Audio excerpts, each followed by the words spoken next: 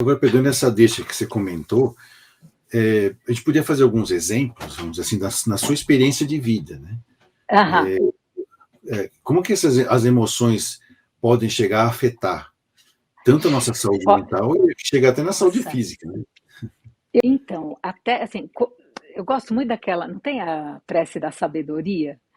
Tem Hum, coisas que a gente pode e até deve mudar, tem coisas que não tem como mudar, e é o discernimento para aceitar aquelas que não são possíveis, e é o discernimento entre uma e outra. Então, por exemplo, vamos até o próprio momento que nós estamos vivendo da pandemia. Tem algumas notícias que quando você entra em contato diariamente com os números, isso vai trazendo coletivamente o medo, que é um aspecto psicológico, que se não cuidar esse medo leva para o pânico, leva ansiedade.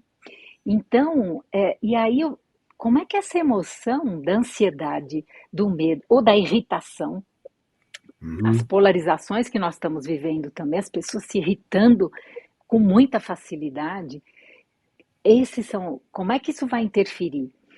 É uma coisa certo. bem importante que a gente acredita é a interação da mente e do corpo, das emoções no corpo e do corpo, porque se é um bolo com muitos ingredientes, quando você mistura, você já não sabe mais, né, onde que quem está interferindo mais, influenciando mais em quê.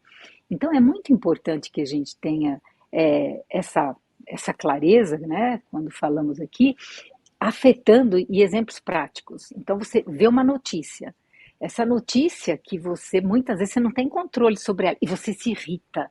E essa irritação ela é contagiosa também. Se você está num ambiente, essa irritação daqui a pouco ela vai de repente numa resposta atravessada que você dá, ou então quem é mais sensível dentro de casa pode captar e perceber. Então, sem dúvida, né, são exemplos assim muito do dia a dia onde vai interferir toda essa irritação ou medo de uma ameaça, né, como Uhum. agora, por exemplo, de novo, daqui uma semana pânico geral, então o sistema vai estar de novo em caos. Isso afeta o sistema nervoso de uma forma, né, Uhum. onde nós vamos lá para o início da sobrevivência. Então, opa, saber lidar com as emoções, saber administrar, que daqui a pouco a gente, né, até pode falar mais sobre isso, eu diria que é fundamental, né, para os momentos mesmo da nossa vida. Né? Senão esse estresse coletivo, enfim, né, esses transtornos de ansiedade, que é o que está crescendo muito, né, João Lourenço? Entendi. Agora, uma coisa que é interessante então, você já falou das 5 emoções básicas, né? Não tem como uma ficar longe da outra. Como se fosse uma reação em cadeia, como você falou na questão. Nem sei se é em cadeia, é uma constelação de emoções, né? Que uma influencia na outra e você vai acabar talvez dando mais atenção ou exacerbando esta ou aquela, dependendo do seu contexto, do seu conteúdo, das suas convicções, da sua psique, em que ela está montada. Né? Aí é que a gente fica entendendo, então, como que é importante a psicoterapia. Né?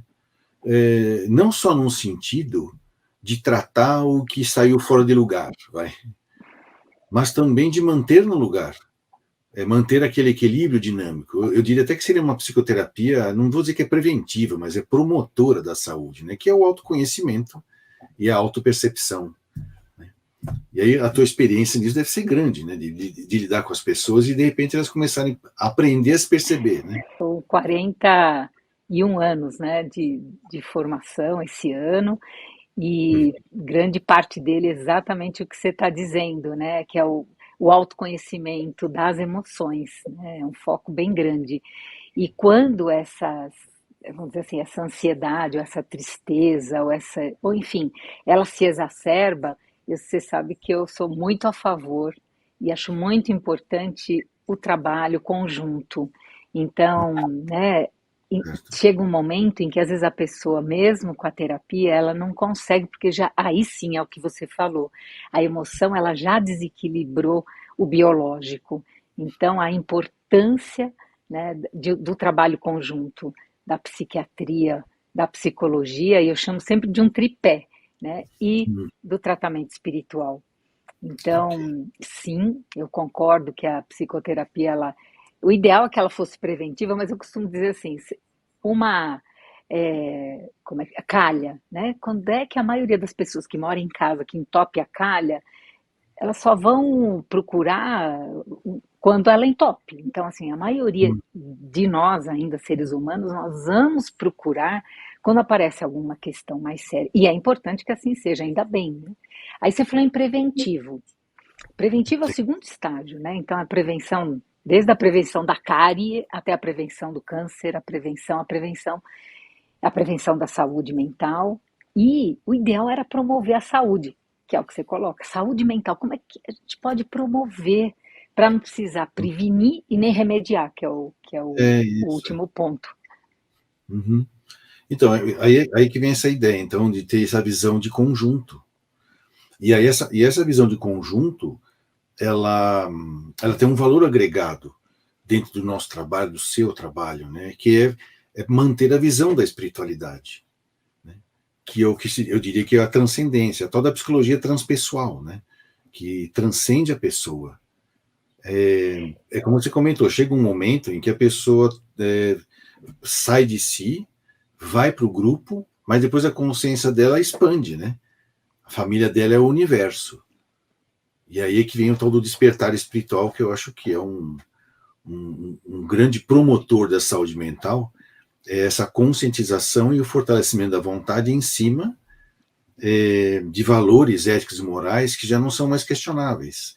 Faz parte da minha vida, com, sem ou apesar das coisas que estão acontecendo comigo. E eu acho que aí, quando entra a constelação familiar, a gente entra nesse momento, né? De sair do indivíduo para o mundo e do mundo para o universo, né? O que você pensa no seu dia a dia quando você usa essa ferramenta, que eu acho poderosíssima, né? Pois é, a minha formação foi humanista, então era fenomenológica. Na época, o Rogers tinha estado no Brasil, né? Em 77, se eu não me engano, um ano ou dois antes. E então, com essa base já fenomenológica, quer dizer que o que importa é você trabalhar muito o presente, o aqui e agora. Mesmo que você traga uma questão passada, você traz para o presente, ou mesmo que você traga uma ansiedade futura, você traz para o presente. A constelação, das bases, um dos tripés, um dos alicerces é a fenomenologia, né? Então, como você mesmo disse, o Bert Hellinger, ele também olhou para as questões de saúde mental, né? Ele traz essa visão, e para quem não conhece, eu diria que é um novo olhar, né? A constelação familiar, ela tem um olhar para a família, um olhar onde se incluem, por exemplo, quando vocês me veem aqui, vocês, se pudessem, né, já ter essa percepção e incluir meu pai, minha mãe, o país de onde nós viemos, que é a Espanha, os antepassados, tem tanta história, né? E em Uhum, todas as famílias existem aqueles com transtornos mentais severos, graves, que muitas vezes eram escondidos. uhum, Tinham vergonha, eram excluídos. E a constelação ela vai trazer, né, vai procurar incluir todos aqueles que por motivos foram excluídos, deixando a história em si no passado, mas agradecendo a vida que passou através de cada pessoa, né, que fez parte da nossa família para que pudéssemos chegar aqui. Então a constelação ela trata com muito respeito as questões de doenças mentais.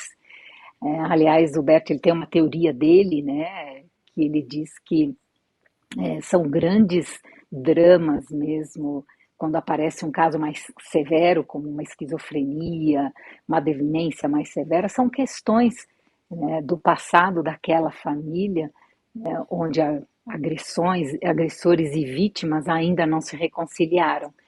Então, essas pessoas vêm trazendo em si, né, os mesmos sentimentos desse uhum. passado, que é da vítima você ficar né, com pena e do agressor ficar com medo ou com raiva. Então, é muito bonito. E essa visão de incluir a todos, essa visão de dar um lugar para cada um no coração, né, essa visão, enfim.